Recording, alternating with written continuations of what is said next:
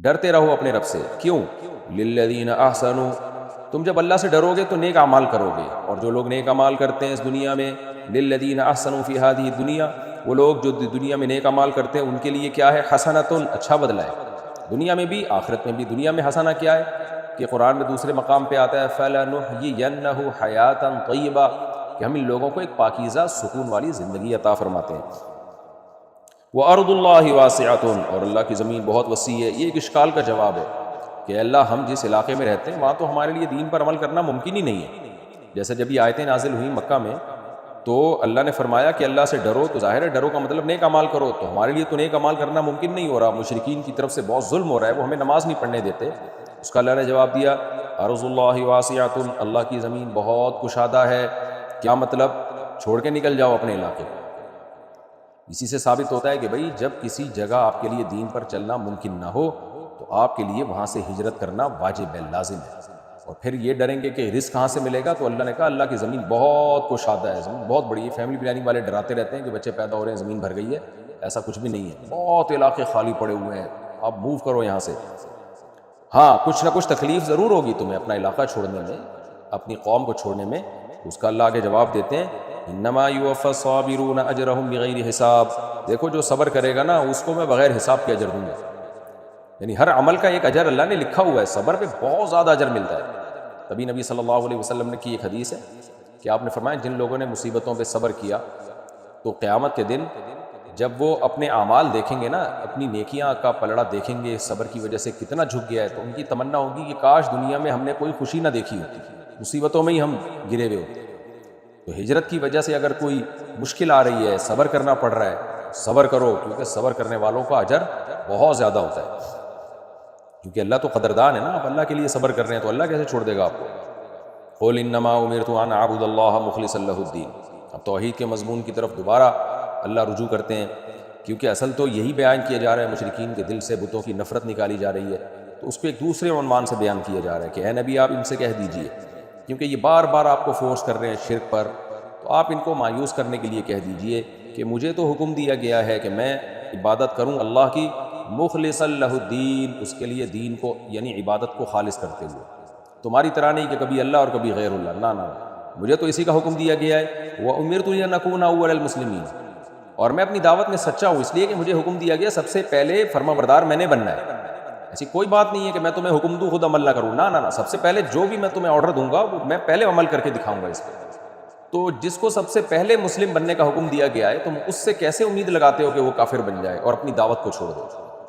اور میں کوئی خدائی دعوے بھی نہیں کر رہا، بلکہ جس عذاب سے میں تمہیں ڈرا رہا ہوں کہ شرک کرو گے تو عذاب آئے گا، نافرمانی کرو گے تو عذاب آئے گا، میں خود بھی اس عذاب سے ڈرتا ہوں. قل کہہ دیجئے انی اخاف، مجھے خوف ہے، ان عصیت ربی، اگر میں نے رب کے حکم کی نافرمانی کی تو مجھے خوف ہے کس بات کا؟ عذاب یوم عظیم، بہت بڑے دن کے عذاب کا. تو جیسے تم مکلف ہو اعمال کے، میں بھی مکلف ہوں. تو میری پوزیشن ہے خدا کا، اللہ کا پیغام تم تک پہنچا دینا. تو میں میسنجر ہوں، باقی مجھے بھی ڈر ہے کہ اگر میں شرک کروں گا تو میں اپنے آپ کو مستثنا نہیں کرتا. قُلِ اللَّهَ أَعْبُدُ مُخْلِصًا لَهُ الدِّينَ، کہہ دیجئے کہ میں اللہ ہی کی عبادت کروں گا، اس کے لیے دین کو، عبادت کو، اپنی عبادت کو خالص کرتے ہوئے. فَاعْبُدُوا مَا شِئْتُمْ، تم جس کی چاہو عبادت کرو، لیکن ایک بات یاد رکھنا، قُلْ إِنَّ الْخَاسِرِينَ الَّذِينَ خَسِرُوا أَنفُسَهُمْ، یعنی جس کی چاہو عبادت کرو کا مطلب میرا تم پہ کوئی زور نہیں ہے، میں تو زبردستی نہیں روک سکتا، لیکن اتنی بات ضرور ہے إِنَّ الْخَاسِرِينَ الَّذِينَ خَسِرُوا أَنفُسَهُمْ، دیکھو خسارے والے وہ لوگ ہیں جو اپنی جان اور اپنے گھر والوں کی طرف سے قیامت کے دن خسارے میں پڑ جائیں. ابھی تمہیں لگ رہا ہے توحید پرست لوگ خسارے میں ہیں کہ ان کا مال چھوٹ گیا، ہجرت پہ مجبور ہو رہے ہیں، ان کے سینوں پہ گرم پتھر، ان کے سینوں پہ جو ہے گرم ریت پہ لٹا کے پتھر رکھے جا رہے ہیں. ابھی تو تمہیں یہ لگے گا کہ یہ خسارے میں ہیں اور تم دولت میں ہو، عیاشی میں ہو، لیکن یاد رکھو اصل خسارے والے وہ لوگ ہیں جو قیامت کے دن اپنی جان اور اپنے خاندان دونوں کی طرف سے خسارے میں پڑے ہوں گے. کیونکہ جب کوئی مصیبت آتی ہے نا تو انسان پہلے اپنی جان کے ذریعے اس مصیبت کو دور کرتا ہے، خود زور لگاتا ہے، اور خود نہیں لگتا تو اپنے ریلیٹیو سے رابطہ کرتا ہے. تو اللہ کہتے ہیں اصل خسارے والا وہ ہے جو نہ اس خسارے کو خود دور کر سکے اور نہ اس کا کوئی رشتہ دار اس کے کام آ سکے. تو اصل خسارے والے وہ لوگ ہیں. اور الا ذالک هو الخسران المبین، خبردار سنو یہ ہے بہت واضح خسارہ کہ کوئی تمہارے کام نہیں آئے گا. اور وہ خسارہ کیا ہے اس کا اللہ نے آگے تذکرہ کیا. تو یہ جہنم سامنے رکھ کے سوچ کے پھر جس کی چاہے عبادت کرو، تمہاری مرضی ہے۔ لہم من فوقہم ظلل، ان خسارے والوں کے لیے یعنی ان مشرکین کے لیے، من فوقہم ان کے اوپر سے بھی، ظلل من النار آگ کے سائبان ہوں گے، ومن تحتہم ظلل اور نیچے بھی آگ کے سائبان ہیں۔ سائبان ہوتا تو اوپر ہی ہے، نیچے نہیں ہوتا، لیکن اللہ نے اس کو سائبان ہی سے تعبیر کیا کیونکہ وہ کور کر لیتا ہے، یعنی چاروں طرف سے آگ میں گھرے ہوئے ہوں گے۔ ذالک، یہ وہ جہنم ہے، یخوف اللہ بہ عبادہ، جس کے ذریعے اللہ اپنے بندوں کو ڈرا رہا ہے، بتا رہے کہ اس آگ سے بچو، اپنے آپ کو بچاؤ۔ یا عبادی، اے میرے بندو، فتقون، ڈرو مجھ سے تم۔ دیکھیں کیسا عجیب انداز ہے اللہ تعالیٰ کا، یہ حجت تمام کر رہا ہے اللہ تعالیٰ کہ میں تمہیں بار بار اس آگ سے ڈرا رہا ہوں، تو ڈرو، بچنے کی کوشش کرو، اس کو مذاق مت سمجھو، اس کو کوئی سیاسی بیان مت سمجھو۔ پھر اللہ نیک لوگوں کا تذکرہ کرتے ہیں، والذین اجتنبوا الطاغوت، یہ کیسے ہو سکتا ہے کہ بروں کو آگ میں ڈال دوں اور نیکوں کو اس کا اچھا بدلہ نہ دوں؟ یہ نہیں ہو سکتا۔ جہاں بروں کو آگ میں ڈالا جائے گا وہیں نیک لوگوں کو اچھا بدلہ بھی دیا جائے گا۔ وہ نیک لوگ کون ہیں؟ والذین اجتنبوا الطاغوت، یہ وہ لوگ ہیں جو طاغوت سے اجتناب کرتے ہیں۔ طاغوت سے اجتناب کا کیا مطلب ہے؟ اگلے جملے میں بتایا، ان یعبدوہا، یعنی اس بات سے بچتے ہیں کہ طاغوت کی عبادت کریں۔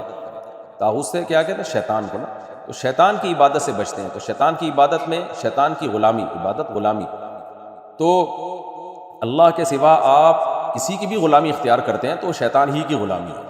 اس لیے علماء نے اس آیت کا مفہوم بہت وسیع بیان کیا ہے کہ طاغوت کہتے تو شیطان کو ہے، لیکن یہاں شیطان کی غلامی کا مطلب کیا ہے؟ شیطان کی غلامی کا مطلب جہاں اللہ کی غلامی نہیں ہے بس شیطان ہی کی غلامی ہے، تو شریعت کے حوالے کرنا پڑے گا اپنے آپ کو فوراً مکمل۔ تو جو بھی شریعت کے کو دل و جان سے نہیں مانتے اور طاغوت کی عبادت کرتے ہیں تو اللہ فرماتے ہیں ہاں جو بچتے ہیں طاغوت کی عبادت سے، نیک لوگوں کا بیان ہو رہا ہے نا، اور یعنی وَأَنَابُوا إِلَى اللَّهِ، اور متوجہ ہوتے ہیں اللہ کی طرف، اپنے آپ کو مکمل اللہ کے سپرد کرتے ہیں۔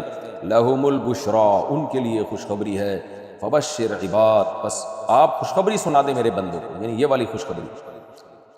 پھر ان بندوں کی مزید صفت کیا بیان کی اللہ نے؟ الَّذِينَ يَسْتَمِعُونَ الْقَوْلِ، یہ ہماری بات کو بہت دھیان سے غور سے سنتے ہیں۔